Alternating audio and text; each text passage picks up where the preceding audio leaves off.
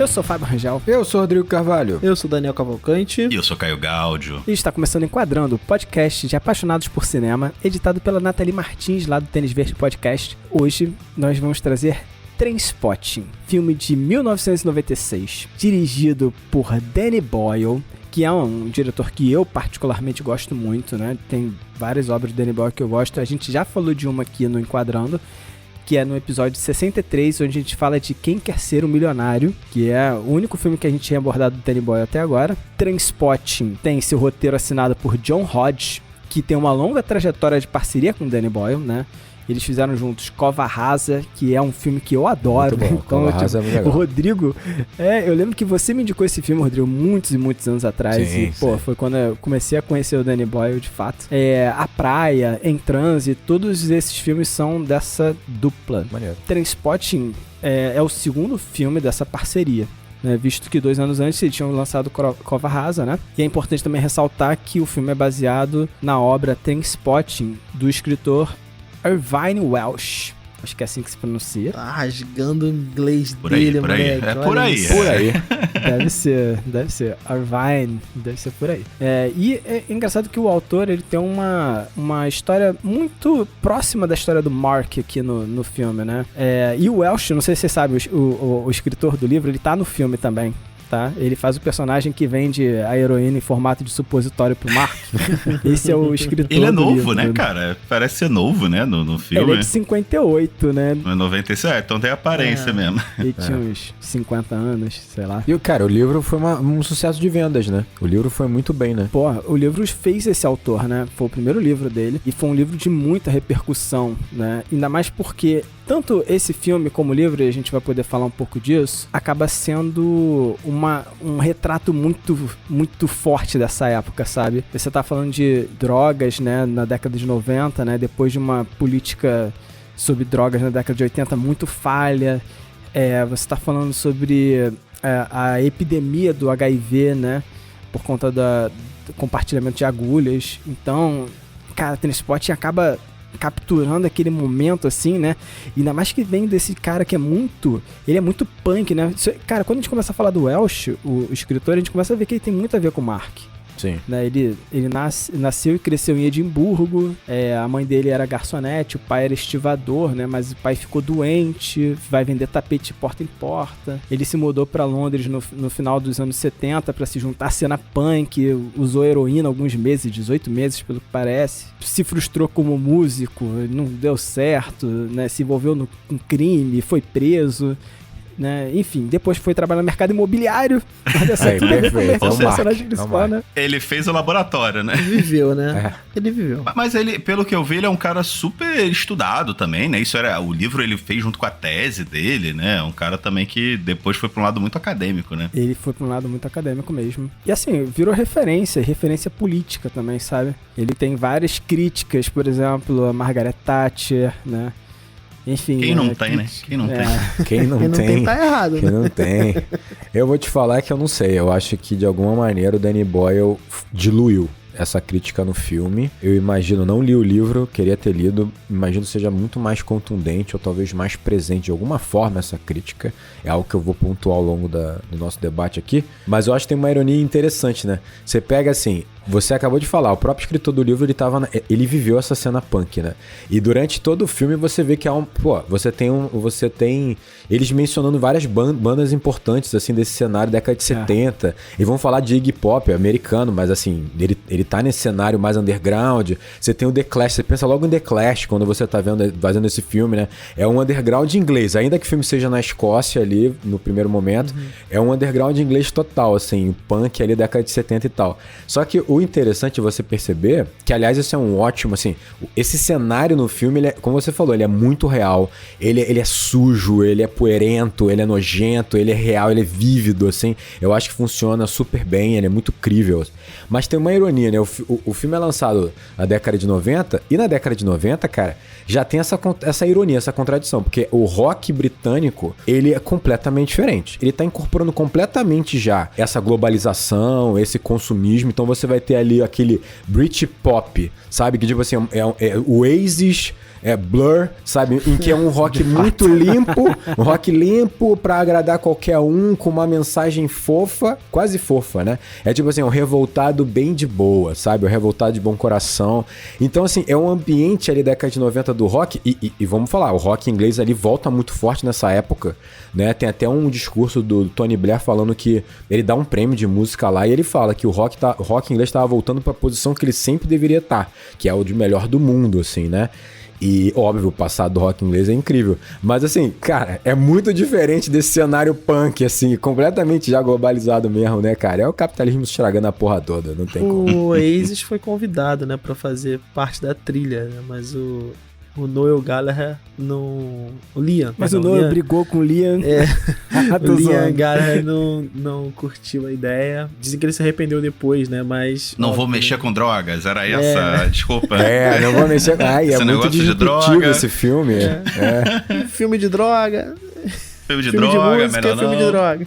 Eu não duvido que uma das motivações possa ter sido isso, né? Ainda que, sei lá, eu acho que o primeiro disco do Oasis, ele ainda puxa um pouco disso, sabe? Mas tudo bem. Eles tentam, né? Eu gostei muito quando eu era mais moleque, né? É legal você ter comentado isso, porque no filme tem várias referências aos Beatles, né? Então, assim, muita referência porra, hoje. muita, eles atravessando a rua, né? Até a Mother Superior é uma referência aos Beatles. Eles na estação de trem, por exemplo, né? Parece realmente uma capa de CD, né? Realmente. Parece. E dialoga com outro momento, como o Rodrigo falou aí, né? Tá um pouco descolado do que a gente tá vendo em tela ali. Eu imagino que o Rodrigo vai ter muitas críticas, assim, né? O Rodrigo até comentou sobre, de leve aqui, falando, isso não tá muito presente no filme, né? Essa pegada política. Mas eu acho que, de certa forma, eu tenho uma leitura muito clara de dois caminhos que esse filme possa ser interpretado, sabe? Uhum. E eu acho que uma permite essa visão mais política e outra não, sabe? Sei lá, eu acho que eu vou chegar ali em algum momento. Talvez encaixe com o que eu vá falar, mas eu acho que talvez essas leituras tenham a ver não necessariamente com uma ambiguidade boa, mas com uma confusão, cara. E aí, pra mim, é mão do Danny Boyle. Eu vi uma entrevista dele que ele coloca um ponto que ali eu entendi por que o filme ele parece pra mim tão tão confuso. Não na construção dele, que é um filme muito bom, mas na intenção dele, sabe? E pra mim o filme tem uma moldura clara. Ele tem um início que se conecta com o final e não se conecta com o miolo. E quando eu falo isso, não é com a história. A história é bem amarrada, é interessante, o personagem também. Eu digo a intenção ali de um debate político, ele tá no início, ele tá no final e não está no meio. Eu acho que está. Eu vou tentar te convencer disso. Eu tenho uma interpretação que é possível, assim, essa moldura tá conectada com a história, mas beleza. Depois a gente pode falar vamos um pouco ver. disso. Sem forçar a barra, hein? Sem forçar a barra. Mas vamos. Não, tudo bem. Mas de qualquer forma, eu acho que o que o Daniel pontuou aí, e esse filme também acabou sendo muito conhecido disso, é que ele é um filme muito polêmico pelo tema em si, né? Independente da linha que você vai interpretar ele é um filme muito polêmico, simplesmente pelo fato dele retratar esse ambiente de droga, assim, de uma forma tão crua e até divertida em alguns momentos, né? Até pragmática, né? De uma forma bem, bem real, né? Eu acho que bem real, se ele consegue não ser... Eu não sinto ele, talvez o Rodrigo me convença do contrário, mas eu não sinto que ele é um filme moralista, né? Quando ele trata desse assunto, né? Mas ele é acusado de ser um filme, e foi na época, o livro também foi, né? De ser um filme que defende droga, né? Um filme de glorificação, de romantização da droga e tal. A gente vai provavelmente discutir isso mais pra frente, né? Provavelmente. Porque eu sou de uma opinião absolutamente contrária dessa glorificação. Acho que esse filme não faz isso. E eu acho que ele tá numa vertente de outros filmes do período que tem esse tema muito forte também. Por exemplo, Kids, não sei se vocês chegaram a ver já. Tem uma estética parecida, né? É bem visceral também. Mas eu acho que o Danny Boyle aqui, ele tira até um pouco do peso da coisa com a maneira dele de contar a história. Como o Caio falou, né? Às vezes tem um certo humor ali, né? Tem uma certa piada, né? Na forma como as coisas estão acontecendo, como os eventos estão sendo encadeados. Então eu acho que isso retira um pouco o peso do tema. Mas ainda assim, a maneira de contar a história do Danny Boyle é tão prazerosa pra gente, né, que a gente acaba se conectando muito. Eu acho que desses, né, entre esses, por exemplo, e Kids, eu gosto muito mais do Trainspotting, mas eu tô um pouco dividido aqui. Eu acho que eu tô um pouco com o Fábio e um pouco com o Rodrigo ainda. Então eu ainda vou tentar tomar uma posição aqui. Vai ficar em cima do muro. Eu acho que o assunto tá lá, a crítica tá lá, mas ela é esvaziada até de maneira intencional pelo Danny Boyle para tornar o produto mais vendável, sei lá, não sei se essa é a palavra, mas vamos ver o que a gente vai construir aqui. O que eu achei engraçado é que eu acho o filme moralista, mas eu não acho necessariamente em relação a drogas. Concordo com vocês, assim.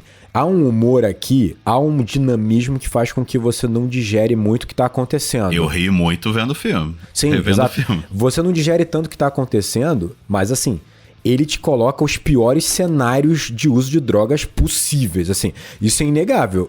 Tu sai meio assim, maneiro, assim, não vou provar essa porra não, tá ligado? Tipo assim, o fundo é muito fundo. E por isso que eu acho que ele não incentiva em maneira nenhuma o eu uso, também acho que não glorifica em nada, sabe? Eu acredito o seguinte, existe uma confusão muito grande que eu acho que muita gente pode fazer quando assiste esse filme e se prende às falas dos personagens que estão naquele cenário, sabe? Então, quando um cara fala, olha, imagina o melhor orgasmo que você já teve, multiplica por 1000, não chega perto, sabe? Tipo, porra, calma aí, sabe? Isso aqui é bizarro. Qual é desse orgasmo aí, irmão? Isso aqui é uma venda, isso é você tá me vendendo esse produto, né? Só que o que o filme mostra, ao mesmo tempo, acaba sendo moralista. Então, você poderia entender desses dois lados. O filme é anti-drogas ou o filme glorifica as drogas? E eu acho que essa discussão é muito foda, sabe? É porque pra muita gente, assim, e eu acho que a gente já pode tirar isso já aqui logo da introdução pra gente discutir isso de forma mais clara, né? Mas é que pra muita gente discutir droga é só existe um caminho pra discutir droga. Droga é ruim e ponto, acabou. Não, você não deve usar, e é só essa a discussão, sabe? É uma discussão que na prática, né, pelo menos pra mim, foge da realidade, né? Porque, cara, não é possível que droga não seja bom, senão as pessoas não estavam usando, né? Então existe um prazer nisso e que eu acho que o filme não faz questão de esconder, né? Então eu acho que, por mais que em alguns momentos ele até, concordo que ele seja meio moralista, ele não esconde isso, porque é bom, né? E de fato, né, isso tá ali, tá claro. E essa fala do orgasmo, pô, né? E eu não duvido que seja exatamente assim, eu nunca usei heroína, né? Mas eu não duvido que seja exatamente assim, dessa forma, né? Eu tenho até algumas questões até pessoais sobre isso, nada tão pesado assim, mas depois a gente pode falar. Mas tu é o advogado aqui, cara. Tu sabe o que pode falar, o que não pode falar. Se tu não souber, ninguém sabe. Não é nada ilícito, pelo contrário. Mas de qualquer forma, assim, a gente consegue entender que Trainspotting é um produto muito foda da sua época, sabe? Ele tá ali localizado no início da década de 90, ele fala sobre todas essas questões e, sei lá, tira um retrato tão pesado, mas tão forte, sabe?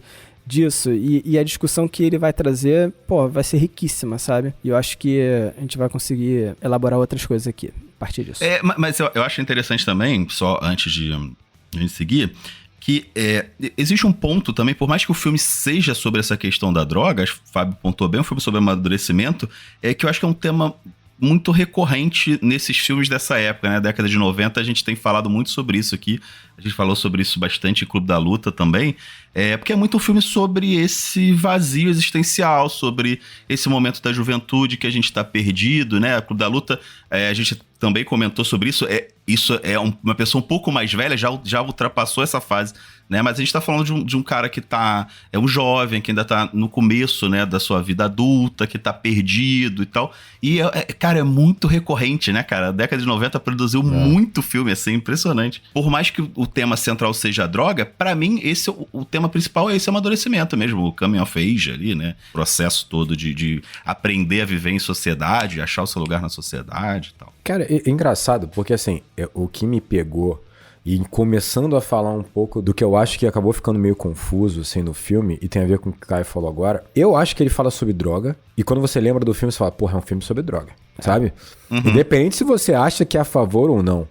Aí você vê a introdução do filme, porra, traz aqui tem um teor aqui crítico à questão desse consumismo, não sei o quê. Beleza. Mas sabe o que é doido? O interesse do Danny Boyle em relação a esse grupo é tão grande, que ele conseguiu fazer com que tudo que é debatido como um colateral desse filme, ou como uma consequência desse filme de investigar esse grupo, fica tão diluído que pra mim começa a perder o sentido das discussões que ele tá levantando. O que eu quero dizer com isso?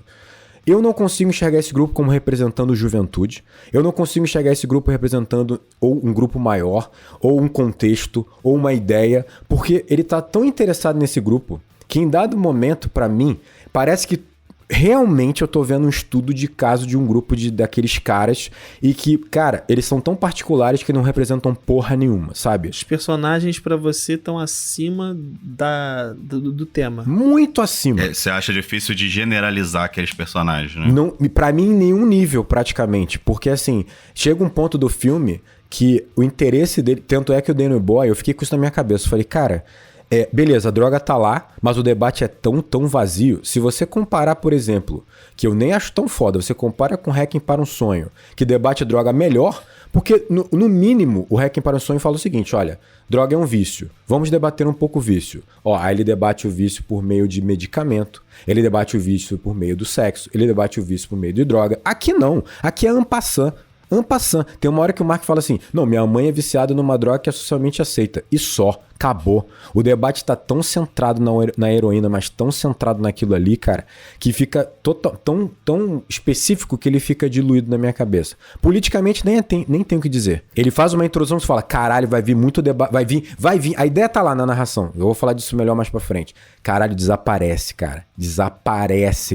Tipo assim, o Mark nem parece o mesmo cara que faz aquela narração, tá ligado? Engraçado, eu não tenho tanto essa visão que você tá colocando, não. Eu discordo um pouquinho. Mas eu acho que esse gostinho é porque, cara, os 10 minutos iniciais desse filme são uma delícia, é foda É maravilhoso, né, cara? Assim, pô, 10, 15 minutos ali iniciais, né, cara? Porra, tu fica vidradaço no filme, né? Porra, a edição desse filme é uma sacanagem, né, Tu fica vidrado no filme do início ao fim. Eu acho que isso é inegável. Cinematograficamente, né, o Danny Boyle é bizarro, né? Ele é incrível. O Danny Boyle é criativo. Pois é, eu acho que ele faz muitas escolhas nesse sentido. E isso esvazia, de fato, o filme, assim, do tema.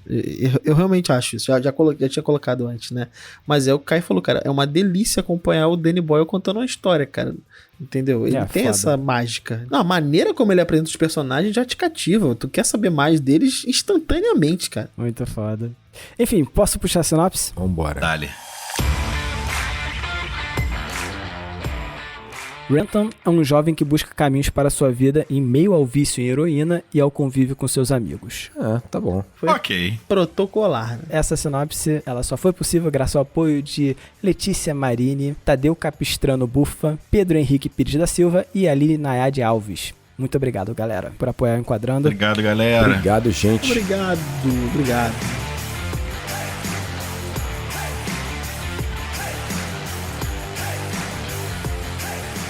Primeiro ponto que eu acho que é legal de entender o que significa transpotting. Eu fui pesquisar isso. Eu vi também. Não sei o que significa, estou curioso. Olha, eu fui pesquisar também e me ajuda, Fábio, que tem uma questão de tradução aí que eu não sei se eu compreendi bem. Então, por favor, me ajuda. Cara, eu achei, assim, 3 caminhos muito interessantes pro nome Transpotting do filme, né? Porque se a gente fosse fazer uma tradução literal, né? Separando as palavras, claro, né? Seria observar trens. Isso aí. Né? Seria isso, né?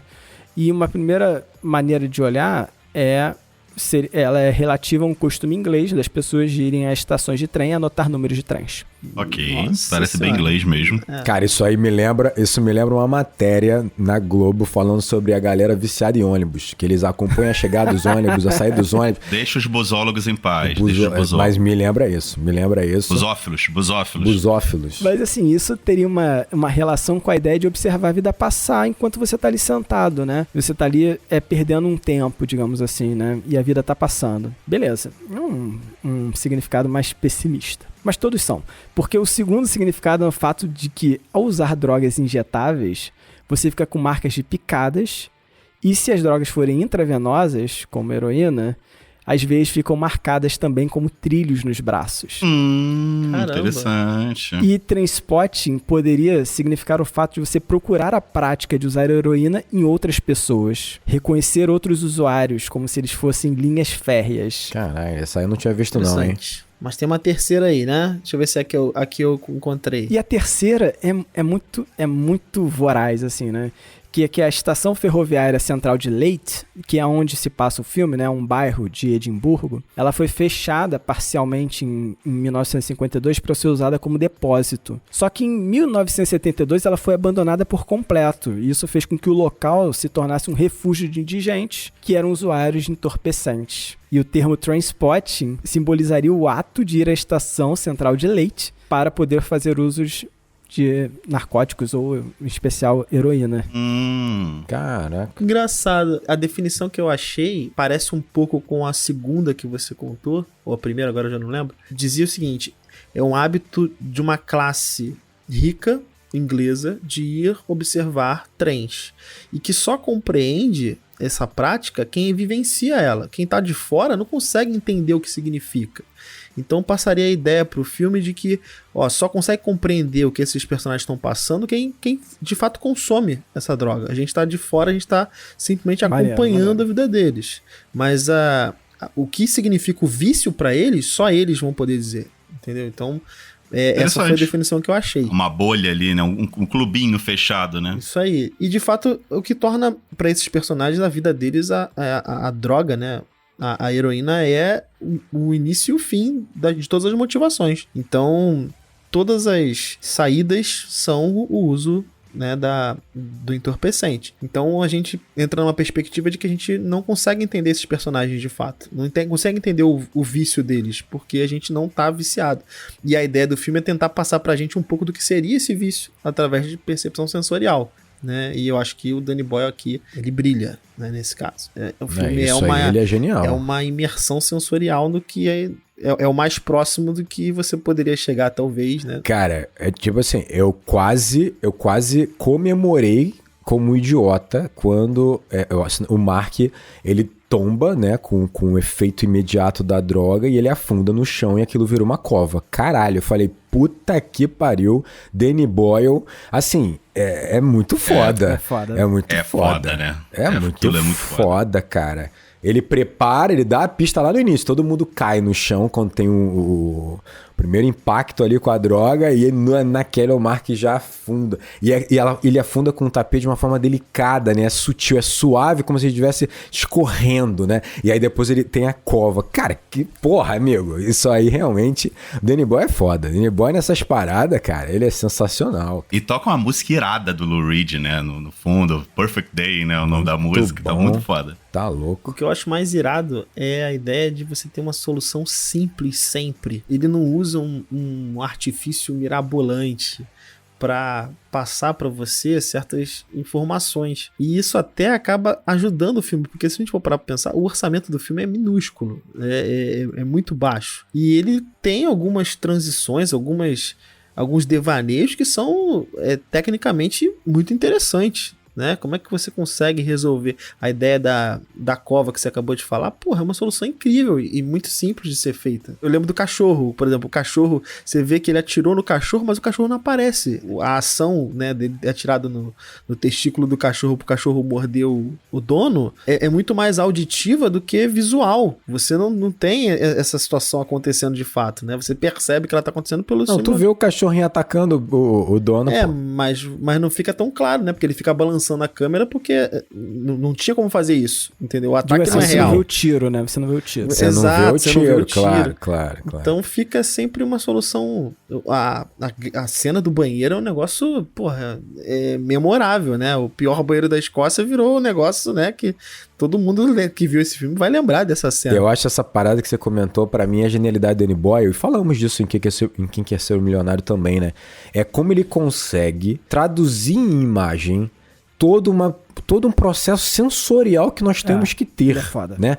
É foda, né? Assim, ele entrando na privada e vai mexendo atrás daqueles bagulho, tu vai ficando incomodado, é uma parada tão nojenta, é tão escroto, assim. Realmente é o banheiro mais nojento, assim. Só que quando ele mergulha e flutua naquela água, assim, cara, muda tudo. E você entende o processo, não só sensorial e físico, mas emocional do que tá acontecendo ali. É isso, ele tá desesperado na merda, mas quando ele consegue arrumar a seringa com a heroína, pronto. Ele não tem mais fome, ele não tem mais dor, ele não sente mais porra nenhuma, pronto. É isso, ele mergulhou. Então assim, é tão foda, né, cara? E eu gosto como ele consegue ser tão direto como nessa cena da privada, mas como ele consegue ser tão sutil também nos enquadramentos dele, na forma, até nos cortes, né? Acho que a edição desse filme e a montagem falam muito, né? E como isso vai mudando ao longo do filme, eu acho muito interessante também. Porque esses 15 minutos é essa pulsação, né? Do filme, né? E depois o filme, na hora que eles estão, que eles param de usar droga, o filme vai tendo um ritmo um pouco mais lento e tal, até a hora que ele vai, que ele consegue um emprego, ele tem uma câmera um pouco mais fixa, um pouco, né, com cortes menos secos e tal. Então, assim, tá nessas cenas muito gráficas, né, e que passam tanto essa emoção pra gente, mas também tá nessa sutileza, né, de como essa câmera subjetiva que ele usa às vezes, né, do nada surge uma câmera subjetiva ali, né, ela vai se mudando, se moldando ao sentimento do filme, né. Eu acho que ele tem uma sensibilidade artística incrível, e isso vai ser como o Rodrigo fala, né, cara, esse aqui é o segundo filme do Danny Boyle. Ele tá on fire, arriscando bastante, né? Cova Raça também, ele se expõe muito, né? E aqui também. É foda, então, né? Porra, ele vai fazer, porra, o máximo aqui, sabe? E aí, às vezes, assim, a discussão, como o Rodrigo falou, pode se perder um pouco, né? Porque ele tá tão vidrado em retratar esses personagens, né? E ele é tão apaixonado por esses personagens e pelos sentimentos deles e como eles se relacionam com a droga que, sei lá, em algum momento você tá tão fissurado nisso que você tá esquecendo o lado político, você tá esquecendo o lado da droga, sabe? Tipo, você só tá, sabe, procurando essa imersão junto com os personagens, sabe? Eu acho que tem a ver com ele, com o Danny Boyle, mas de uma forma até honesta em si. Não acho que ele boicotou em si o filme, não. Por exemplo, a gente falou muito disso em Quem Quer Ser Milionário, né? Se ele fosse outro diretor, talvez ele nem pegasse esse projeto por tão complexo e problemático que é o próprio projeto, desde o início. Mas ele tá tão fissurado, às vezes, num detalhe, numa questão na história, que ele atropela todas as questões que podem ser polêmicas, toda uma questão, às vezes, social, tipo, todo um colateral. E pra mim foi exatamente isso. Ele não é o cara que tá interessado em todas as consequências sobre esses jovens, sobre o debate da droga relacionado a esse vazio que essa estrutura social tá criando na gente. Não é isso que toca ele. Não é isso que toca ele. Toca ele é o cenário e esses personagens vivendo dentro desse cenário e o impacto dessa companheira heroína dentro desse grupo, né, indo destruindo esses personagens aos poucos e eles se destruindo também entre si, né. Então, assim, eu acho que é exatamente isso. Puxando o que o Caio falou da comédia, né, esse filme, ele anda numa linha muito difícil, que é você apresentar uma comédia, cenas de fato engraçadas que se intercalam com dramas absurdos, com coisas absurdas acontecendo em cena e você fala, caraca. E aí você vai rir. Em algum momento você fala, caraca, calma aí, eu tô rindo disso. Mas tipo, ele matou um bebê na tua frente, sabe? Ele matou um bebê e tipo, tudo bem, você segue rindo. Eu acho que isso tem muito a ver também, esse contraste desse humor e a decadência, sabe? Com a vida que os personagens levam. Sim, com o vício. Com vício, né? Tipo, porque o vício seria isso, né? Você conseguir encontrar um humor, uma alegria, de certa forma, numa decadência absurda, né? Porque é aquilo, né? O orgasmo vezes 1000, né? Então, tipo, você vai conseguir encontrar essa alegria, mas no meio de uma decadência, né? Não, é porque quando você tá sobre... né, você tá sobre efeito de substâncias lícitas ou ilícitas, ainda mais tão pesadas como essa, né? E né, a gente que bebe também tem seus momentos de decadência, mas que a gente ri disso, né? A gente acha engraçado. Pra quem tá olhando de fora, é absurdo, né? Assim, porra, A cena do Spud lá com o lençol, com cocô, é uma decadência absurda. Só que eu acho muito sagaz ele gravar isso de uma forma de uma forma bem humorada, porque isso, eu acho que principalmente esse começo do filme, é uma câmera muito subjetiva, sabe? Então é muito de como aqueles personagens veem aquela situação. Eles vão achar engraçado, cara, aquilo, porque eles estão...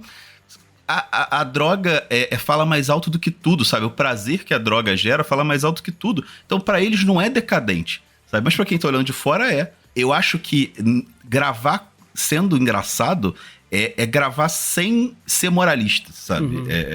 Esse tipo de situação. Pode ser um pouco mesmo, né? E aí fica esse medo, né? Mas aí você tá glorificando, mas tudo bem. É delicado pra caramba, não tô falando que é simples, não. Mas uma coisa que eu gosto é que ele consegue trazer essa complexidade pros personagens e ele não vai retratar, mesmo nos momentos de decadência, eles como meros zumbis, sabe? Isso, de certa forma, né, é uma coisa que a gente vai ver em muitos filmes como dependentes químicos são tratados, né? Assim, como meros zumbis. E aqui não, ele faz questão de explorar esses personagens, né, nessas situações, né? Porque também ele vai acabar criando um contraponto importante. Quanto mais ele torna os personagens diferentes entre si, interessantes pra gente, cada um da sua forma, e você vai percebendo que com o uso excessivo da droga, eles estão se transformando basicamente na mesma pessoa, sabe? Porque é isso, apático, sem força, né? Você vê o Tommy, que era o fora do grupo, né? O lourinho lá que perde a fita, ele fica muito parecido com o Mark quando tá na merda mesmo, no fundo do poço. O Stub também, Stub? Acho que é Stub, né? Spud. Todos eles que têm características tão diferentes entre si e são tão vívidos nesse aspecto, né? Cada um do seu jeito, né? Cada um é imbecil do seu jeito. Eles vão ficando muito homogêneos no processo que eles estão se degradando com a droga. Quanto mais fundo eles vão chegando, mais parecidos eles ficam, né? E é engraçado que você pega o Sick Boy, né? Que é o que fala de cinema. Eu acho que é interessante como ele tá se drogando pra caramba e ele fica tentando manter essa personalidade dele, de que eu sou um aficionado pelo cinema, eu tenho essas características e tal. E na verdade isso está se diluindo, se perdendo nisso, como eles mesmos falam. Você pode pegar tudo que é a sua vida e colocar em prol da heroína. Você é só aquilo e mais nada que aquilo. Então, quando você vê o início deles e você vê os momentos que eles estão mais afundados na parada, aí tu vê, cara, que diferença, né? Que diferença que faz, né? Tipo assim, é bizarro e é legal. Mas eu acho que aí tem um ponto que é interessante, que você tem um fiel da balança ali, que é o Bagby, né? Que é o cara lá de que não usa, bigode, né? Então, ele é o pior, disparado. Ele é o cara realmente escroto ali do grupo, né? E ele não se droga. Ele só bebe. A droga dele é o álcool. Sim. É o álcool e a briga, né? Então, eu acho que o personagem tá ali também pra... por mais que eles fiquem homogêneos, né? Não é a droga por si só que faz eles ficarem homogêneos. Tem outras questões ali no fundo, né? E é onde, pra mim, que começa a complicar. Porque, assim, quando eu digo homogêneo, eu tô falando realmente no jeito que você olha a apatia deles na cama, no colchonete, no chão, a falta de expressão, né? Mas pegando o que o Caio falou e eu concordo, eu acho que o problema desse interesse excessivo do Danny Boy pelo grupo faz com que, nesse aspecto, você perceba que o grupo passa a não representar muita coisa e ele começa a ser muito homogêneo entre eles, independente, assim, como o Caio falou, de um que não usa nada, mas é um cara doido pra caramba a ponto de ser viciado em brigar e cara, ele praticamente quase matou um cara no bar. Eu acho que fica muito estranho o filme em certo momento, assim, no aspecto de que parece que é um grupo desajustado real. Um grupo muito problemático, sabe? O Mark tem decisões terríveis. Ele consegue ser...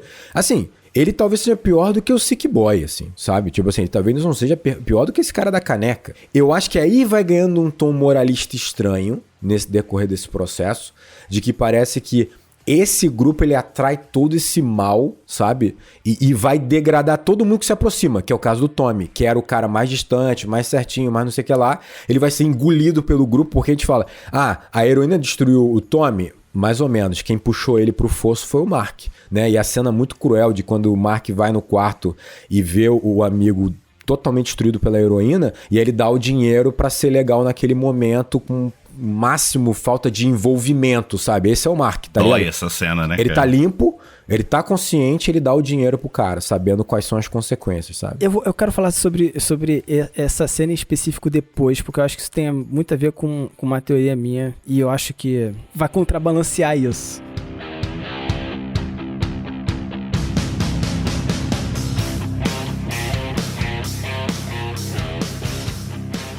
E o filme também, ele tem um background político que eu acho que tá dentro dessa discussão, sabe? Se ele é um filme anti-drogas ou um filme que glorifica o uso das drogas, né? Primeiro que tem uma hora que, logo no início, né? O personagem já fala sobre choose life, né? Escolha a vida, né? E até o Sick Boy em algum momento fala isso pra ele, né? Escolha a vida. Isso vem de um slogan de uma campanha anti-drogas na década de 80, na Escócia, que era Choose Life, Not Drugs. Esse era o slogan, né? Escolha a vida, não as drogas, né? Mas ao mesmo tempo, olha só como que são as coisas, né? A gente tá falando do governo da Margaret Thatcher. Aí você tá falando sobre uma pobreza absurda que foi causada ali na Escócia, né, por conta de um processo de desindustrialização, repressão policial, sabe? Tipo, teve desabastecimento, sabe? Tipo, beleza. Junto com isso, existiu uma forte política de repressão policial às drogas. Como, por exemplo, eu tava lendo um jornal, cara, eu peguei um jornal da época pra ler. Porra, se eu não fosse apoiador, eu ia apoiar agora, enquadrando só pela dedicação do Fábio. Essa valeu mesmo. O jornal, na época, fala o seguinte, né? A pesquisadora é uma pesquisadora sobre educação na área de drogas, e ela questionava que 240 casos que são classificados como drug offend, né, que poderiam ser porte de drogas ou mesmo utensílios que eram utilizados para drogas, chegaram na Corte Suprema da Escócia num único ano, 240 casos, e totalizaram mais de 1.000 anos de prisão somados. Né? Caraca. Sabe, tipo, então você vê qual era o nível, né, da forma como estava se combatendo drogas. E essa política, ela vinha diretamente do Reino Unido, né? E ela era muito pior na Escócia. Existia tipo um disque denúncia pra polícia, né, que para se denunciar traficantes, que muitos usuários eram presos por conta desse disque denúncia, né? E aí, na primeira metade da década de 80, olha só a genialidade, né? A repressão antidrogas na Escócia tentou controlar o acesso a agulhas. Ótima ideia. Faz sentido, né? Se você não deixa agulhas, as pessoas não se drogam, né? Olha só isso. Também não tomam outros medicamentos, né? Mas tudo bem. Ou usam a mesma agulha, né? Não, usam a mesma agulha, exato. Isso fez com que as pessoas compartilhassem muito mais agulhas e Edimburgo se tornou a capital do HIV na Europa. Assim, explodir em casos de HIV em Edimburgo, por isso que o filme, ele tem esse background sobre isso, que a gente só tá pescando em pequenas frases, né? Por exemplo, Choose Life, quando ele vai se testar pro HIV, porque é esse surto, essa epidemia de HIV, quando ele comenta que, pô, adoro essa campanha do Reino Unido que eu consigo agulha de graça. Isso foi porque depois do meados da década de 80, lá quase na década de 90, o Reino Unido percebeu, caraca, a gente tem que fazer uma campanha para as pessoas não compartilharem seringas. E começou um outro tipo, né? Tipo, uma campanha que era contra o misuse, né? Que era pra poder as pessoas, pelo menos, não compartilharem seringas se elas fossem usar drogas, tentando conter o HIV, né? Então, olha só o absurdo que é. E essa política toda, ela tá influenciando diretamente no filme. Seja a política da Thatcher lá, sabe? A política neoliberal dela, e que tem muito a ver com, pra mim, várias motivações do personagem principal, sabe? Como a política antidrogas na Escócia. E é curioso porque a Escócia, eu fui até pesquisar como é que tá a situação hoje. Porra, na moral, apoiador, tu não é apoiador, você tem que apoiar o Enquadrando, olha a dedicação desses dois. Porra. A Escócia até hoje é o primeiro lugar disparado, mas é disparado, assim, em morte por uso de droga. A Escócia teve, em 2019, 318 mortes por milhão de pessoas lá. Pra ter uma ideia, o segundo lugar é Suécia e Noruega, que é 77 mortes por milhão. Caraca, diferença gigante. Então você tá falando aí de 4 vezes, claro, a mais, sabe? Então, e muito fruto dessa política, porque a Escócia nunca adotou uma política propriamente de combate educacional, exatamente, de combate numa perspectiva de saúde da droga, né? O grande exemplo de dessa questão da heroína, de combater essa questão da heroína, né? Que foi em toda a Europa, né? Alcançou a Europa toda, é a Suíça. A Suíça é o grande exemplo disso, e é isso. A Suíça distribuiu agulha esterilizada, criou espaços para as pessoas usarem, e a Suíça chegou ao ponto de fornecer a heroína pura para as pessoas. Então ela tinha um lugar, ela tinha uma prescrição médica, ela ia lá, era uma enfermeira que aplicava e tal, justamente para evitar todos esses, além da droga propriamente dita, todos esses efeitos rebotes, né, que então, do uso de droga. Porque, assim, a Suíça, ela é um exemplo para muita coisa, assim. A forma como a política na Suíça, ela se constrói, ela é muito diferente dos outros países, né? A Suíça tem por prerrogativa essa ideia de isenção, vamos dizer assim, né? De não... Uma intervenção. Alinhamento. Direitos individuais, né? Então, é bem diferente, né? A gente deve comparar, óbvio, porque é um bom exemplo a ser seguido, né? Obviamente, é o maior IDH do mundo, não, mas está entre os 3 primeiros, certamente. Acho que o primeiro é a Noruega. Mas o que eu ia comentar é que, até para reforçar o que vocês estavam colocando aí com relação às condições da Escócia, né, perante a política da Thatcher, dentro do Reino Unido, e isso tá no filme, né? Os personagens falam disso, né? Que eles foram colonizados, né? Sim. E pra nós, isso é muito esquisito, né? Pô, eles foram colonizados, pô, são europeus, os europeus foram colonizados, e de certa forma é basicamente isso, né? A Inglaterra, ela domina basicamente Escócia, País de Gales. Então, quando você fala Reino Unido, é natural para você pensar em Inglaterra como país, né? Você não pensa que o Reino Unido é composto por 4 países. Você não passa pela sua cabeça isso. Você pensa diretamente, automaticamente em Inglaterra. Tanto que nesses países, por exemplo, ostentar uma bandeira inglesa, se você ostenta uma bandeira inglesa na Escócia, é visto como uma ação do colonizador mesmo, sabe? É mal visto. Não é um nacionalismo inglês. É uma invasão, de fato, porque eles percebem dessa forma. A Thatcher, ela era a primeira-ministra do Reino Unido, mas ela tem nascimento na Inglaterra, né? Então ela não deixa de reforçar a posição do colonizador nas suas políticas, né? Uhum. E isso vai afetar espacialmente, né, o Reino Unido como um todo. Então, se você pega, né, o índice de desenvolvimento da Inglaterra e compara com os outros países, é muito diferente. Porra. Então, é realmente um processo de colonização, né? Por mais que a gente dê essa roupagem, né? Reino Unido. É como se não houvessem problemas, né? Como se, né, tá tudo certo. É um país inglês, né? São países ingleses, são países europeus, perdão, tá tudo perfeito. Mas eu achei muito curioso, né, os personagens falarem abertamente de que eles são colonizados, sabe? E alguns até justificarem, pelo menos eles colonizaram a gente é pior, porque a gente deixou de ser colonizado por eles, né?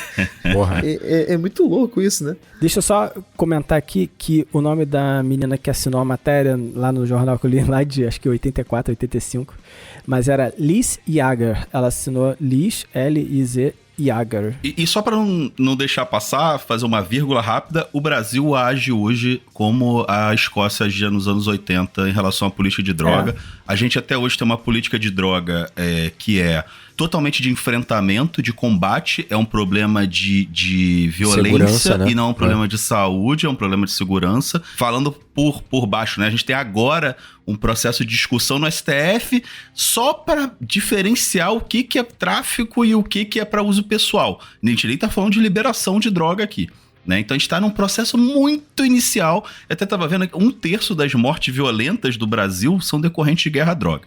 Então, assim, a gente está falando num contexto europeu que você tem uma desigualdade social menor, né? Não é tanto assim, né? Mas aqui a gente tem uma questão muito mais complexa por causa da desigualdade social e, obviamente, as pessoas mais pobres sofrem mais, né? Então, você não está falando, além do problema de saúde que isso tem, você tem um problema de violência decorrente do tráfico também, né? E a gente está engatinhando assim mesmo. Um outro dado que é muito interessante para isso é que cerca de 27% das pessoas que compõem nosso sistema prisional estão presas por tráfico de drogas. E esse número é um absurdo.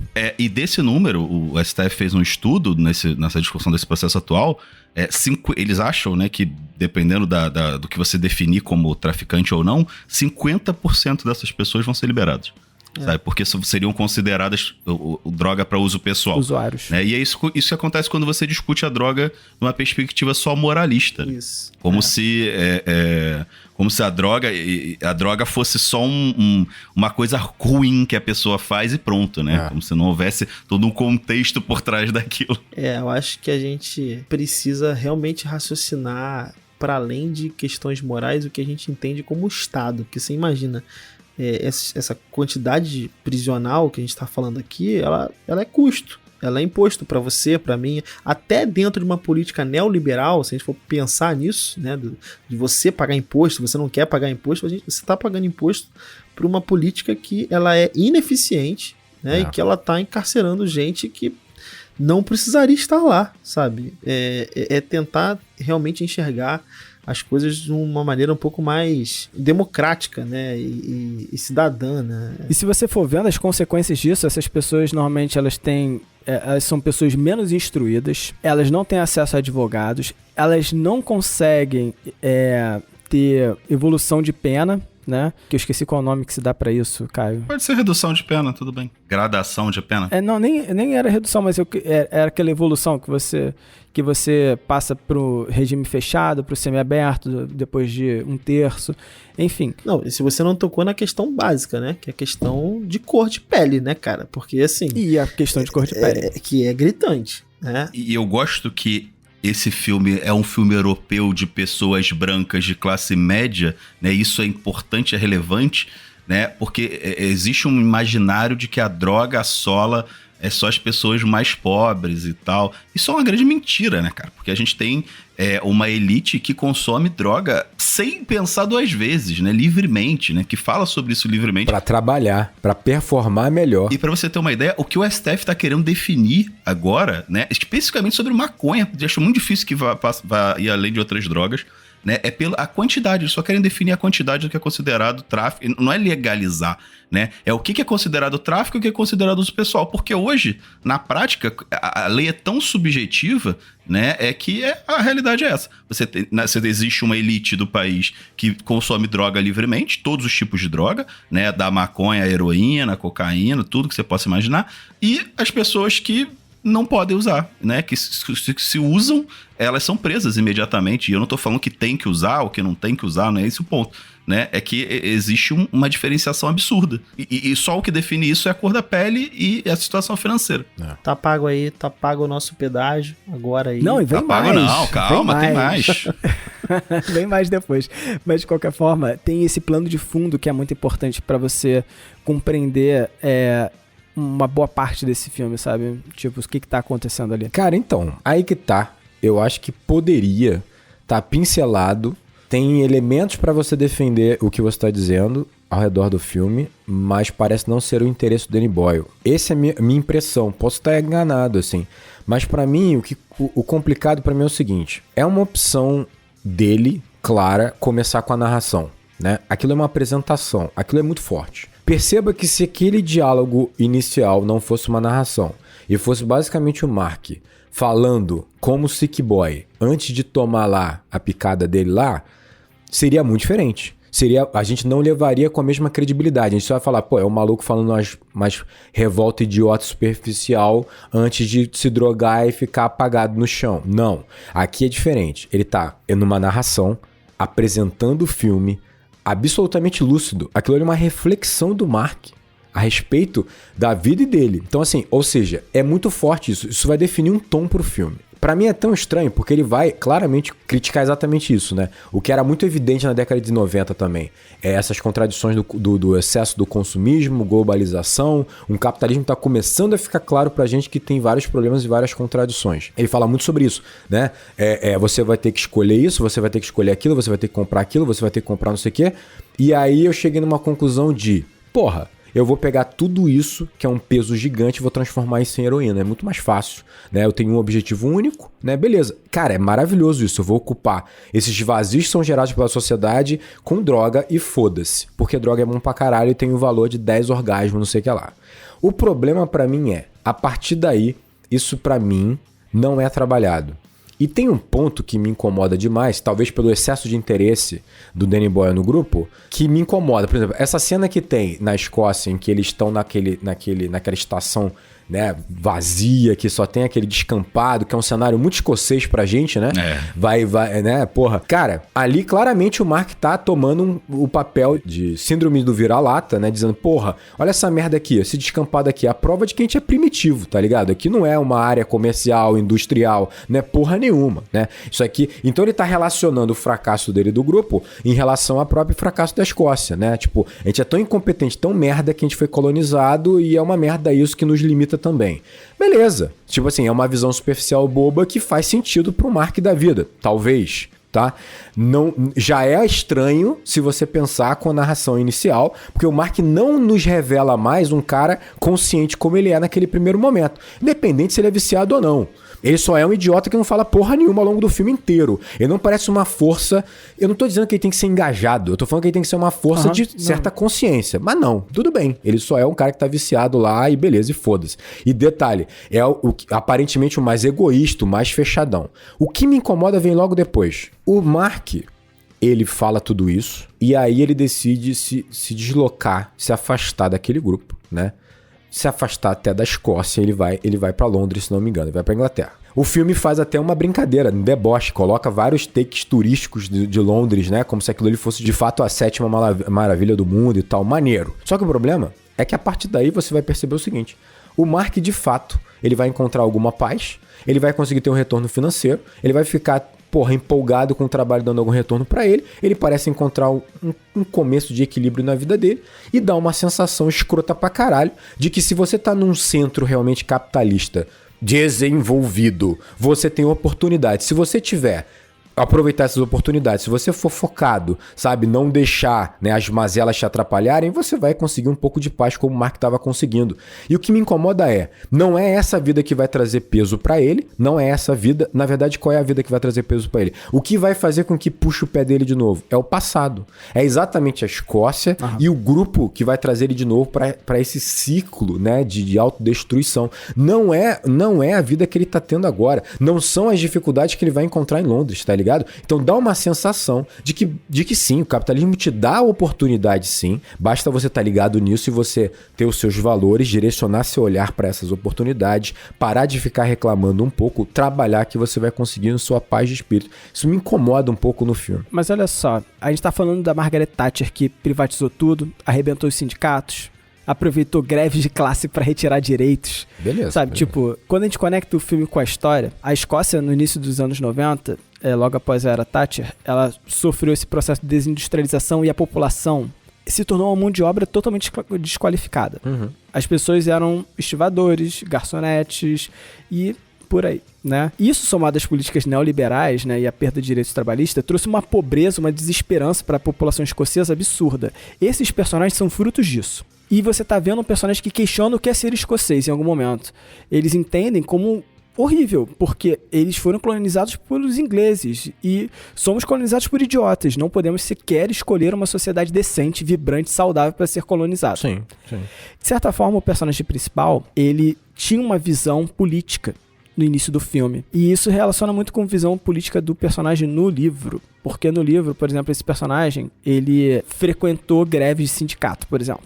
Sabe? Tipo, ele participa de uma greve junto com o pai, que o pai... parece que no livro o pai dele, participou de uma greve dos mineiros. Já era bem melhor no livro do que no filme pra mim, mas vamos lá. Mas, de qualquer forma, no filme tá ali o discurso dele em algum momento. E, no início, o Mark não tem interesse em viver nesse sistema falido. Ele recorre ao uso das drogas. Ele não quer ser os pais dele, sabe? E ao final, eu entendo o seguinte... Se a gente relaciona as atitudes que ele toma, tipo, ele percebe que o menor dano que ele vai ter possível é tentar se encaixar nesse sistema. Mas qual sistema é esse? Como é que ele pode ser uma pessoa normal? É sendo totalmente individualista. E esse é o discurso da Thatcher. Ela define isso como caminho. Não existe sociedade.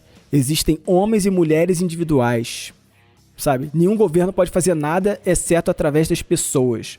Sabe, as pessoas devem olhar primeiro para si mesmas. Eu olho esse final como extremamente pessimista por esse lado, porque ele tinha os amigos dele e trai a Escócia, pra viver nesse sistema individualista, sabe? Eu acho muito legal que a ideia que eu vou defender aqui, de certa forma, ela tá espacializada mesmo, né? Você acabou de falar isso, né?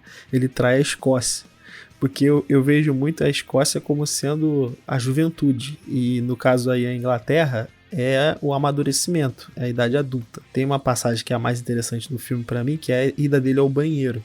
E você tá vendo lá que ele entra numa casa de apostas, salvo engano, né? Acho que é isso. E você vê idosos, né? Todos bem trajados, limpos, julgando ele, né? Com olhares de julgamento. E ele fala, pô, eu esperaria aqui um banheiro, né? Limpo, né? Um banheiro agradável para ir. Mas quando ele chega, o banheiro é o pior possível, né? É como se, no fundo, esses adultos também têm suas sujeiras, só que elas estão muito abaixo, elas estão muito escondidas, né? E os jovens já não têm essa preocupação, essa sujeira tá exposta, né? Então eu vejo muito nesse filme uma ideia de conflito geracional, sobretudo no que diz respeito ao que é liberdade e o que não é. O que é liberdade para o adulto, dentro dessa perspectiva, é a liberdade dele poder escolher qual é o carro que ele vai comprar, qual é a geladeira que ele vai comprar, né? A televisão. Se ele vai ter o plano de saúde, se ele vai ter a casa. Qual é o emprego dele. E a liberdade pro jovem é o escapismo. Como ele vai conseguir escapar dessa prisão que é o destino dele enquanto adulto. Então o filme Masculino me fala muito dessa situação. E quando o Rodrigo fala assim, eu não vejo o personagem da narração inicial sendo retratado ao longo do filme. Para mim são dois pontos, né, isolados no espaço, né, o início e o fim. Mas se a gente fizer um exercício aí imaginativo, imagético, sei lá, de que o personagem que tá falando com a gente no início do filme é o Renton adulto já, é o Renton amadurecido, vamos dizer assim, é o Renton que encontrou a liberdade dele na compra, de fato. Então é o mesmo Renton do final. Então a gente tá tendo uma narração que ela tá desconectada do tempo. Eu enxergo muito dessa forma. Então o início e o fim do filme se conectam. Por quê? Porque é a mesma fala no mesmo tempo, só que você está acompanhando ela em momentos diferentes do filme. Mas o narrador é o Renton já modificado. Então, eu não acho que ela inicia um arco e termina um arco. Ela só termina o arco, entende? Só que ela está deslocada do filme e ela vai ser repetida lá no final do filme. É porque ele fala como se ele tivesse ciência de tudo que já aconteceu, né? Exato. Então, para mim, eu não acho que há essa falta de contato, né? Essa falta de conexão entre o início e o fim, porque para mim não há essa necessidade, de fato. Essa necessidade para mim não existe. Era exatamente a minha crítica ao filme, que quando eu revi agora, foi a crítica que me bateu primeiro. Quando eu vi na época foi essa crítica, e de novo foi essa. Só que assim, pensando melhor sobre o filme, eu sinto que é realmente esse processo de amadurecimento e esse processo de abandono do vício mesmo, sabe? É aquele vício que é muito gostoso no começo, né? Que é maravilhoso e tal. A tentativa de parar, né? A tentativa de fato conseguir parar, e aí você viveu uma vida que você tenta substituir o seu vício por outros vícios. E pra mim a grande sacada, talvez aqui não seja tão poderosa quanto tá no começo, mas a grande sacada aqui é que ele fica viciado em trabalho. Pra mim, ele substitui o vício da heroína dele com esse vício no trabalho. Eu fui até procurar aqui qual era a fala que ele fala nessa parte, que ele tá em Londres. E primeiro que eu acho que essa parte toda de Londres, ela é muito irônica, porque quando ele vai apresentar Londres, é quase um comercial de Londres. Sim, então são pessoas felizes, andando e tal, né? O cara dá um tchauzinho pra câmera. Então assim, eu acho que é colocado de uma forma irônica mesmo, pra você, né, debochando daquilo ali. E ele fala assim, eu gostava daquilo tudo, lucros, perdas, margens, compras e tal, e vai falando um monte de coisa, né? Não havia convívio social, e mesmo que houvesse, eu estava fora. Ou seja, ele estava trabalhando tanto ali, ele estava tão afundado ali naquela vida, naquele mundo, que ele estava usando aquele vício ali no trabalho, né, pra suprir esse vazio existencial dele. Então, eu acho que talvez ele não faça essa crítica direta ao capitalismo assim, né? É tão óbvia. Mas eu acho que essa crítica, ela tá lá. Ela tá lá no momento que ele brinca que ele vai se tornar igual a gente, né? Que a gente tem os nossos vícios, nossos objetivos, né? Que a gente coloca o buraco que a gente tem aqui no peito, a gente preenche com coisas, com consumismo. Então, tá lá. Eu não acho que tá ausente essa crítica, não, no filme. Eu concordo com vocês discordando, né? Porque no sentido assim, tudo bem, você pode enxergar tudo isso que vocês estão colocando. O problema, pra mim, é essa diluição do Danny Boyle. Por exemplo, no livro, ele participou, né, de algumas manifestações ou de algumas reuniões. Pra mim, isso é importante porque vai mostrar um Mark que ele tem algum nível de consciência, talvez tenha se perdido no meio do caminho, ou que ele não é simplesmente um Mark, porque o Fábio falou assim, não, ele vai perceber em certa medida que ele tem que ser realmente individualista e egoísta pra conseguir vencer aqui. Mas ele é egoísta desde o início. Ele é egoísta desde o início. Sim, então, tipo assim, ele não tem arco. O ponto pra mim, o interesse tá no grupo de tal maneira que... E é um grupo muito, muito desajustado, no sentido de que, assim, parece que o mal que há ali dentro tem muito a ver com eles. Sabe? Esse é um problema pra mim que me incomoda. Não parece que tem a ver com uma questão social, não parece que tem a ver com uma questão, sabe? Uma consequência de algo, parece que tem a ver com eles, sabe? É um grupo muito errado. E aí, eu acho que tem uma visão meio moralista, porque é um grupo muito errado que vai levar, que tá, né? Parece que a heroína é uma caixa de Pandora que é aberta por esses caras, tá ligado? Então, assim, não um grupo, não a juventude, esses caras. Então, isso me incomoda. Talvez por esse interesse tão excessivo nesses personagens, mas o ponto pra mim é esse, o Mark ele não tem um arco de crescimento nesse aspecto, um vislumbramento talvez tenha no livro, talvez esteja escondido ali, porque no filme em si, ele é retilíneo, ele é egoísta desde o início, se você pegar a cena desde o início ele é egoísta, no meio ele é egoísta, ele é muito escroto na verdade, e aí que tá.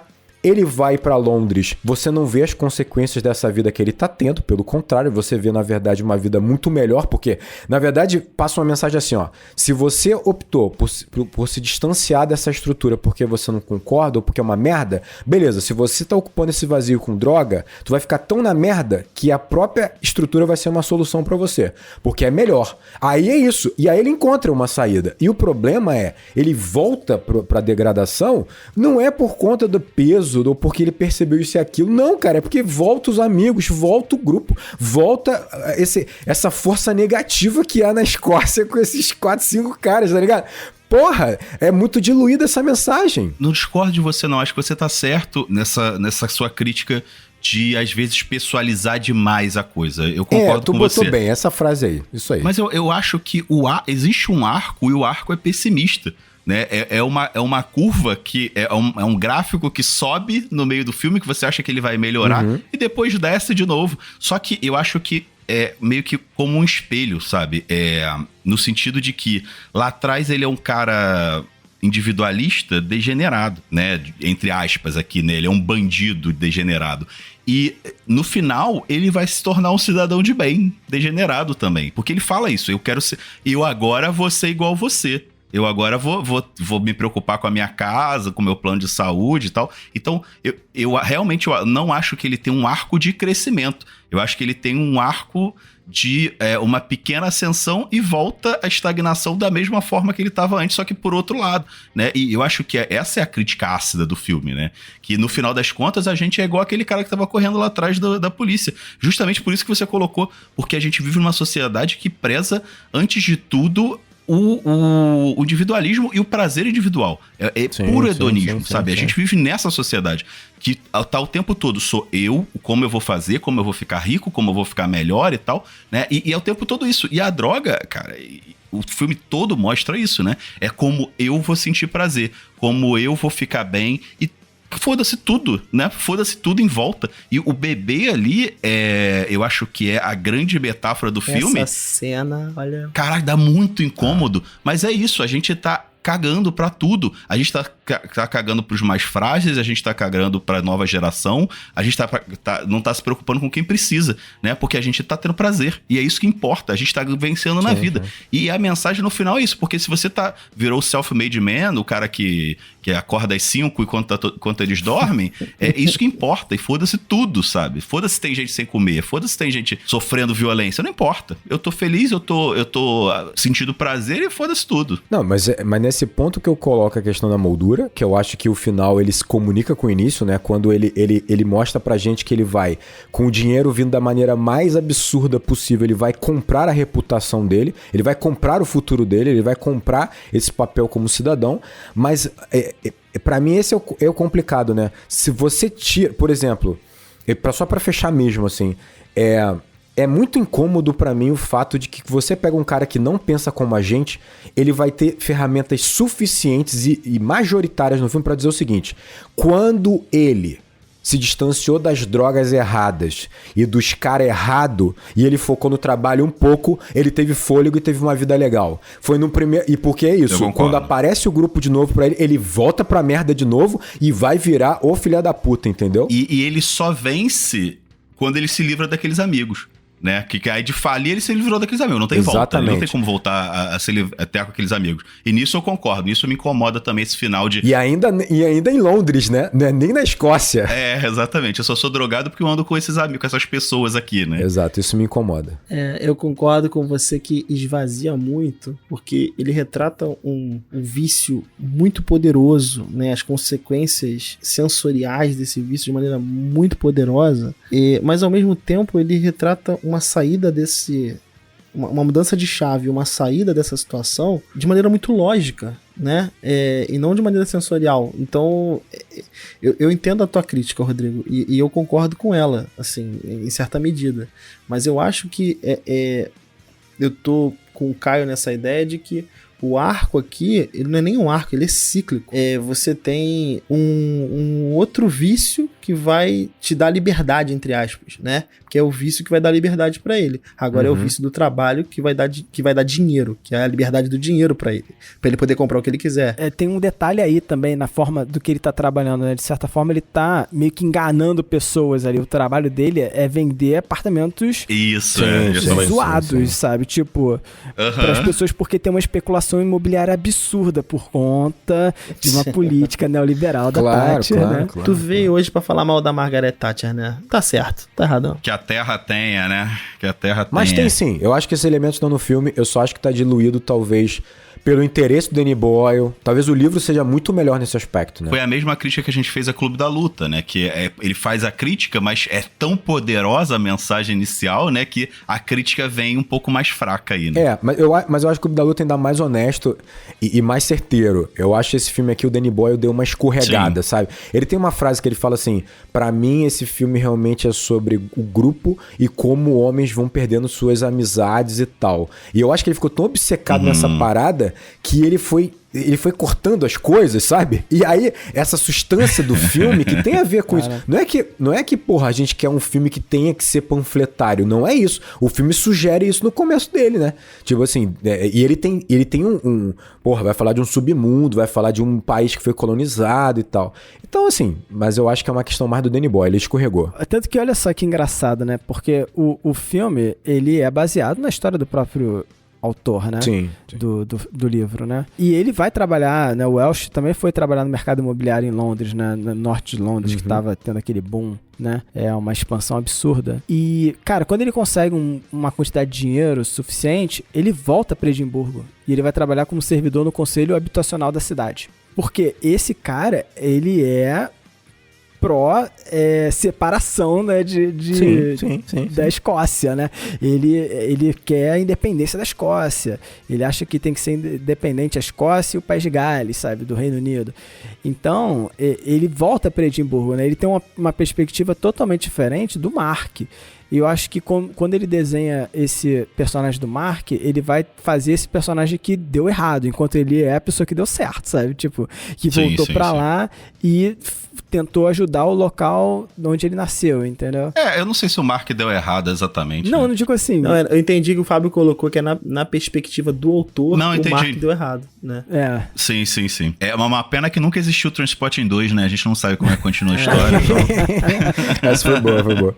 Mas eu acho interessante porque se você pensar em filmes que teoricamente são correlatos, assim, tem uma linha parecida, como eu falei, né? Por exemplo, o Requiem para um Sonho tem seus problemas, mas você percebe que aqueles personagens principais, o Aronofsky vai usá-los principalmente quando ele vai chegando mais pro final, pra debater o que ele tá querendo debater, né?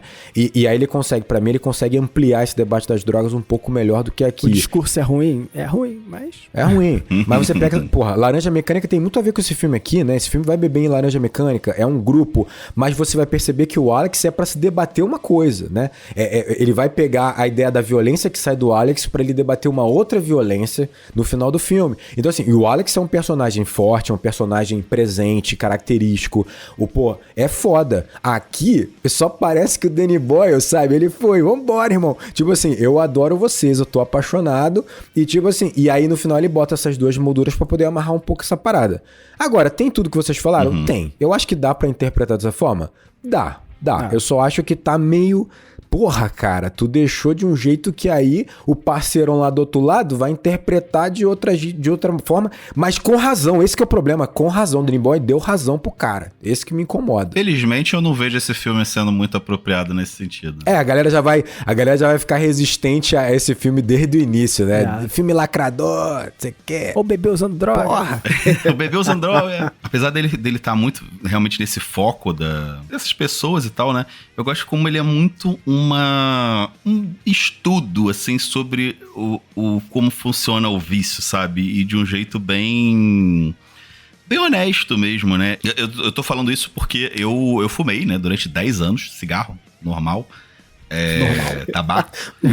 Normal, hein, gente? Normal. Porra, é essa, cara? Cigarro normal. E, cara, assim... O vício é uma parada muito doida mesmo, assim, muito difícil como ele toma a tua vida, assim, de uma forma impressionante. E você só percebe isso depois, né? Quando você tá vivendo ali, você não percebe, cara. Eu, assim, pensando em retrospectiva, eu vivia pensando em cigarro. Quantos cigarros eu tenho? Eu vou ter cigarro suficiente pro dia, eu vou ter que comprar uma cartela a mais, eu vou... E isso era uma coisa natural pra mim na época, porque eu não queria. E por mais que eu não tivesse com vontade de fumar, eu fumava, sabe? É óbvio que nem se compara ao vício de heroína, né? Que é realmente acho que é uma das drogas, né, sintéticas piores que tem, mais avassaladoras que tem, né? Mas assim, era o tempo todo isso, sabe? E o vício, ele não some, sabe? Eu parei de fumar já tem uns 4 anos, mais ou menos, e não some, ele tá sempre ali. Pensei que tu ia falar, eu parei de fumar tem mais de 4 horas. Cara, o Daniel tá doidão já. E o vício, ele não some, né? Ele tá sempre ali presente, tá sempre do teu lado. É um fantasma, né, cara? É um fantasma. Cara, vez ou outra eu sonho que eu voltei a fumar, que eu peguei um cigarro, traguei sem querer e voltei a fumar. Porque, assim, eu nem sei como eu parei. Foi uma parada meio que na sorte, assim, que aconteceu e tal. Porque eu tenho sinusite braba, pesada, né? E, cara, às vezes eu tava na merda de sinusite e eu fumava. Eu nem sei porquê, a ponto de sair sangue, sabe? Caraca. Sair, secreção com sangue, era esse o nível, sabe? E nem se compara ao que esses caras estão passando. E eu gosto que essa cena dos amigos voltando, ela é muito significativa disso, né? Eu tive um momento que eu parei, e vocês estavam até nesse momento, né? Foi uma viagem que a gente fez e eu falei assim... Vou fumar aqui, um cigarro não custa nada. Vou fumar aqui na viagem e não custa nada. Vai ser só aqui na viagem. E não foi. Obviamente eu voltei a fumar com tudo depois dali, né? E um tempo depois foi quando eu parei de fato. Mas essa coisa do amigo chegando ali, eu sinto muito essa coisa do vício, assim. O amigo chegou ali, vou abrir pra ele. Não vou abrir, não. O que custa? Ele vai passar uma noite aqui em casa? Vai custa. E aí ele vai ficando, né? E aí vão chegando os outros amigos também. Então eu vejo muito como essa metáfora, sabe? Assim, é moralista, né? Mas de atrelar o vício a esses amigos, sabe? Então, assim, no momento que você tá abrindo a porta pra aquilo, acabou, cara. Já era, não tem mais. A hora que você voltar, eu falo, eu não quero. Eu tenho certeza que se eu fumar um cigarro de novo... Eu vou voltar a fumar, não tem outra saída, sabe? Então eu gosto como ele trabalha essa metáfora no final das contas. Nem sei se era a intenção dele, né? Mas ele consegue trabalhar bem isso. Então, a moral reveja suas amizades, né? Porque elas podem te induzir ao vício. Então, o Caio não pode viajar com a gente mais, né? Não foi culpa de nenhum de vocês. A gente influenciou o Caio a fumar. Nenhum de vocês. Então, se você quer ser nosso amigo, ó, revide as suas amizades aí, se você quer ser nosso amigo. E o Caio não pode mais viajar com a gente. Não, vocês, inclusive, me ajudaram a parar de fumar. Porque quando eu tava com vocês, eu não fumava, porque ninguém fuma nesse grupo. É verdade. Entendeu? Todo mundo careta. Todo mundo careta, certinho. Mas não tem como fugir disso, assim. De fato, eu também vejo esse filme como bastante moralista, sabe? Nesse aspecto. Por mais que eu sei que tem esse aspecto do discurso neoliberal, sabe, sendo implantado, e o rapaz, né, o Renton, que tem tudo a ver com aluguel, né, Renton, né, ele é o cara que aluga. Pode ser, né? Pode ser. Esse personagem, ele acaba adotando, sabe, tipo, isso pra ele, esse individualismo e, sabe, dane-se os outros também. É o que ele... Mas ele já era assim, né? Meio que ele já era assim. E aí, né, e aí cria-se o discurso de que, tipo, de fato, você tem que abandonar esses amigos aí, né? Tipo, como se a jornada de amadurecimento desse personagem passasse por entender que aquelas companhias não são propícias. Tipo assim, a minha característica principal, que é o egoísmo, porra, nessa estrutura política aqui, isso é uma vantagem? Caralho, vou usar lá, porra, irmão. O que eu gosto, assim, em relação a como ele trabalha a heroína, ele é bastante cruel em vários aspectos, mas eu acho que a heroína, ela vai se transformando numa presença. Ela vai virando uma personagem do grupo, sabe? É muito bizarro porque ela vai ganhando uma personalidade. Ela te dá o orgasmo 10 vezes mais forte, mas ela vai te afundar, sabe? Você pode recorrer a ela se você não estiver bem. É a amiga que vai ouvir o desabafo, tá ligado? Então, você vai ocupando os espaços com ela e ela tá tão presente no filme, tão presente, cara, que é isso. Não só ela é uma personagem, como parece que ela tá incorporando os outros, né? Nos outros, assim, de alguma maneira. Então, o Caio fala uma parada que faz sentido. Quando o cara bate na porta dele, é a heroína chegando, né? É aquele universo chegando, sabe? Tipo assim, porque ela vai tomando tudo. Óbvio, seu objetivo fica sendo basicamente a heroína, então ela vai tomar tudo, ela vai virar o cenário, ela vai virar seus amigos, né? Cara, eu acho isso bem poderoso no filme, cara, muito bem feito. E tem a parte que ele fala, né? Tem a última e tem as últimas vezes, né? Exatamente. É foda. Essa ideia de que ela sempre tá lá é muito forte, né? Porque, por exemplo, quando ele avisa pra Madre Superiora que ele vai parar, a Madre Superiora não é um problema que ele vai parar, porque ele sabe que ele vai voltar, né? Uhum. Então é aquela ideia de se manter sempre disponível. E aí a iluminação vermelha, ela traz, né, essa ideia, né, de pecado, de abismo, né, de inferno. De inferninho. Eles estão todos iluminados por essa cor vermelha, né? E o legal é que a Madre Superior em si, ela não tá tão afetada por essa luz, né? Porque é aquela ideia de quem vende não consome, né? Ele tá ali pra... Ainda assim ele consome no filme, né? Você vê que consome. Mas ele tá meio acima daquilo, né? Engraçado, né? Ele tem uma... Mas é porque a Madre Superior, ele brinca... Madre Superior, o nome é porque é o hábito mais antigo. Um trocadilhozinho, assim, mas ele meio que representa isso, né? É o hábito do vício, né? Que é uma coisa que tá na sociedade desde sempre, né? Sim. É até um discurso do próprio escritor, né? Ele fala, cara, a política de drogas, ela tem que ser revista sempre, porque você vai nesses eventos, uma rave, né? A droga faz parte do processo, sabe? Sim. Mas não quer dizer que aquela galera tá toda condenada e vai todo mundo morrer, né? Embora que o filme meio que fale isso, né? A questão é essa, né? Fábio, assim, eu não sei como é que é na realidade de vocês, assim. Eu acho que para nós é tudo muito parecido, somos todos nós do Rio de Janeiro, né, em específico, mas aqui... Caretas pra caralho. Caretas, né? Mas aqui no Rio de Janeiro, cara, é muito fácil você identificar locais onde as pessoas estarão usando esse tipo de substância. Eu morava na Praça São Salvador. E eu nem digo você identificar esse uso de maneira... Como é que eu posso dizer isso sem ter que acionar o Caio? Tu tá se enrolando, tu sabe que tu tá se enrolando, realmente, falando sobre região. Eu não vou defender ninguém. Ih, caralho. Não, eu tô tentando aqui dizer o seguinte, às vezes esse uso, ele é socialmente aceito. Claro. Sabe? Às vezes não, ele é socialmente aceito. O que eu digo moralmente, às vezes ele é socialmente aceito. Dependendo da substância que você está usando, a sociedade não vê problema nisso. Pelo menos a sociedade carioca, a qual eu tenho contato, não vê problema em certas substâncias, por exemplo, que o nosso Código Penal vê problemas, né? Claro. E criminalização dessas substâncias. É muito louco você pensar que a gente tem um conjunto de leis que ele não reflete a realidade social da coisa, né? É muito fácil identificar locais onde você pode achar essas substâncias aqui no Rio de Janeiro. Isso é fato. Se você quiser, você vai achar, você vai consumir. E para alguns não há problema nenhum nisso.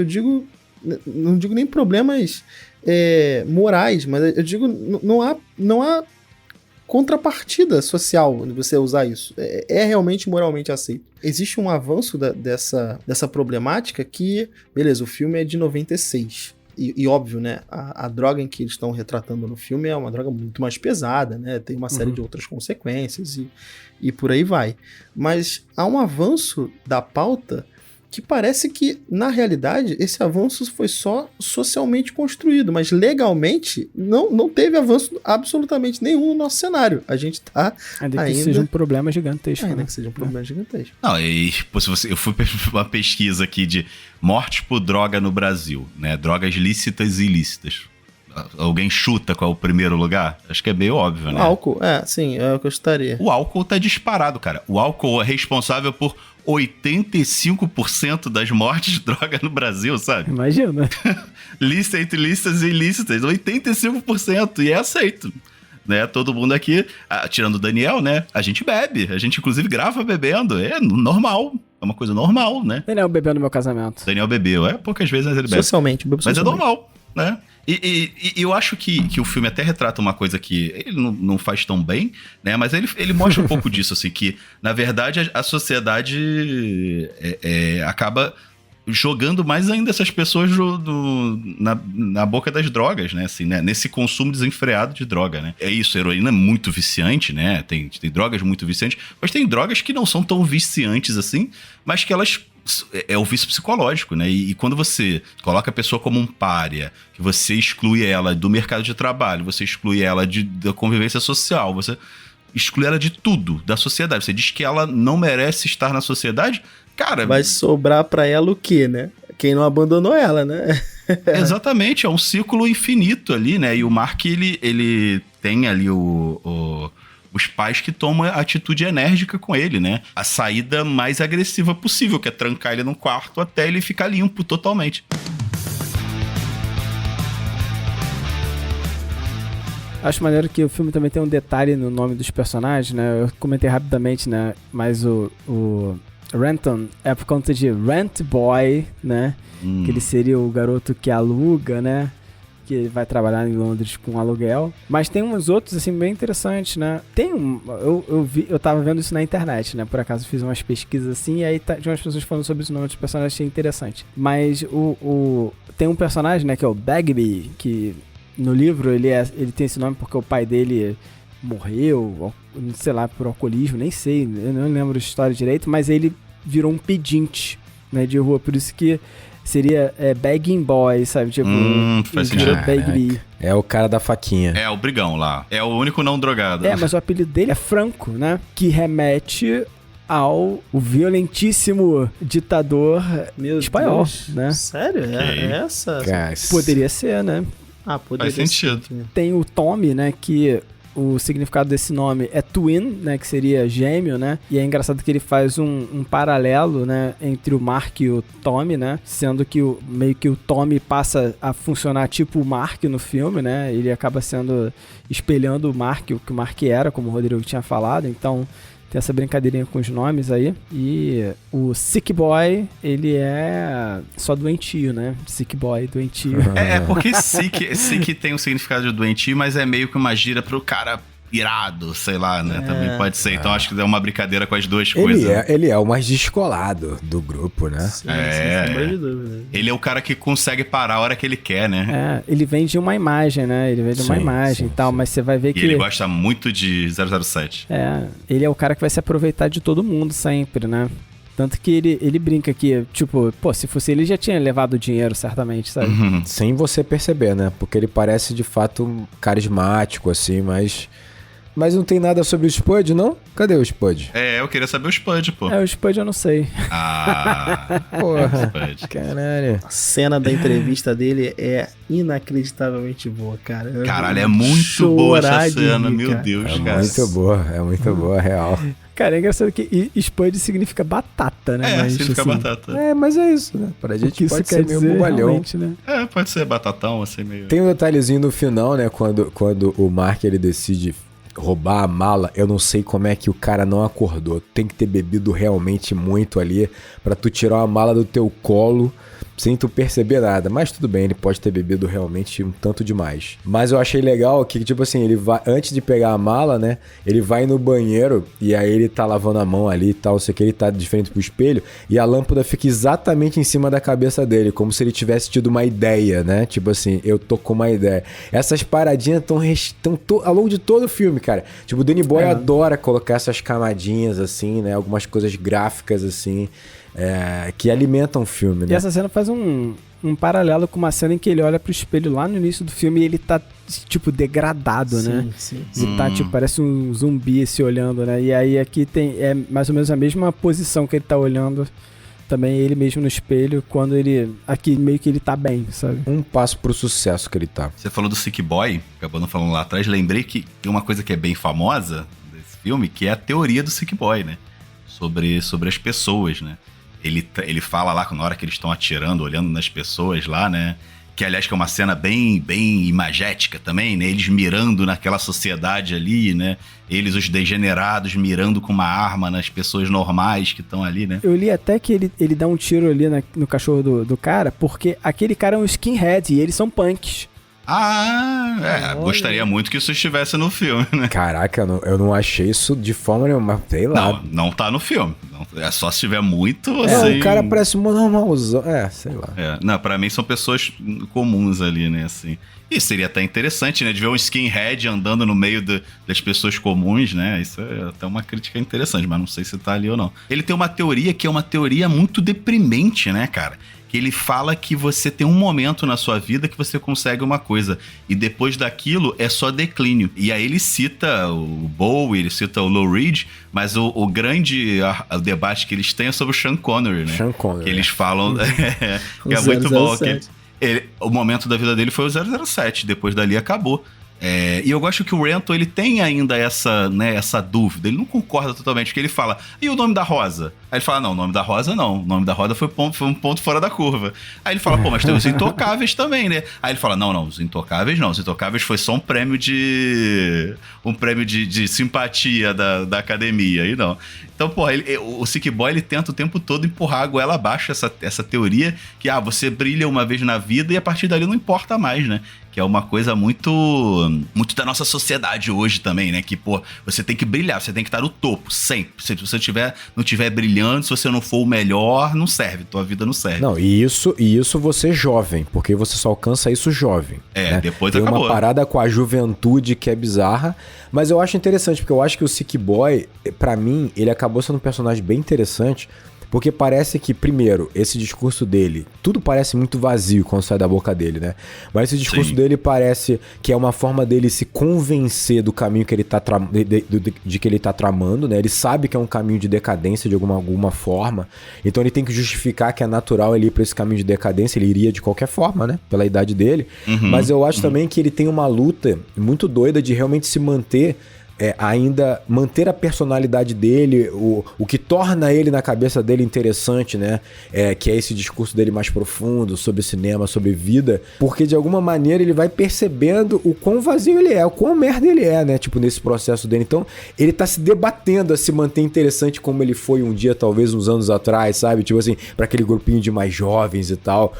Eu acho maneiro isso nele, assim, ele parece o mais desesperado por esse processo, enquanto o Mark, cara, ele é alheio à porra toda. Tipo assim, o Mark, quando ele vai fazer mais uma dose depois da morte da criança, assim, tinha que ser ele que ia fazer a dose, tá ligado? Era ele que ia fazer a dose ali, com certeza, sabe? Essa cena é fortíssima. É bizarro, fã do Sick Boy, é isso, né? Eu gosto do Sick Boy, eu gosto do Sick Boy, realmente. Ninguém é melhor que o Spud, cara. Ninguém é melhor que o Spud, é a única pessoa boa naquele filme. Tu acha que entre nós, tu seria o Sick Boy, é isso. Se você tivesse que encaixar Você seria o Sick Boy. Eu acho que sim. Eu ia ficar falando, caraca, não, porque ainda há uma profundidade no cinema, tentando ser um Rodrigo de 5 anos atrás, gravar podcast do Enquadrando e percebendo a decadência. Falando sobre 007, achando que tá abafando na cinefilia. Exato. Mas eu não seria vaidoso como o Sick Boy, né? Isso aí é uma dissonância. Ah, Rodrigo, tu não platinaria o cabelo? Porra, ficou maneiro ali.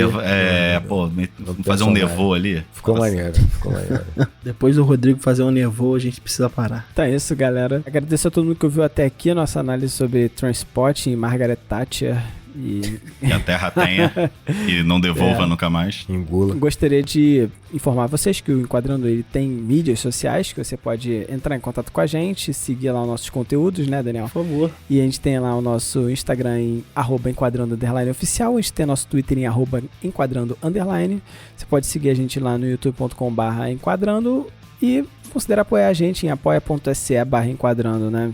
Manter esse projeto no ar. E lembrando que se você é apoiador, a gente normalmente grava os nossos programas ao vivo, você tem direito a assistir, além de interagir com as pessoas maravilhosas que tem lá no nosso Discord e com a gente também. E participar do Cineclube que fizemos ontem. Ah, o Cineclube. Foi bem muito lembrado. Bom, muito bom. Quer participar do nosso Cineclube?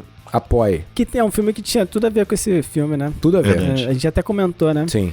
A gente fez um episódio do Cineclube sobre uma história de amor americana e também é um filme que trata sobre drogas, assim, bem interessante. E o próximo filme vai ser Big Fish, nosso Cineclube. Ó, que maneiro. Então é isso, galera. Um grande abraço. Bons filmes!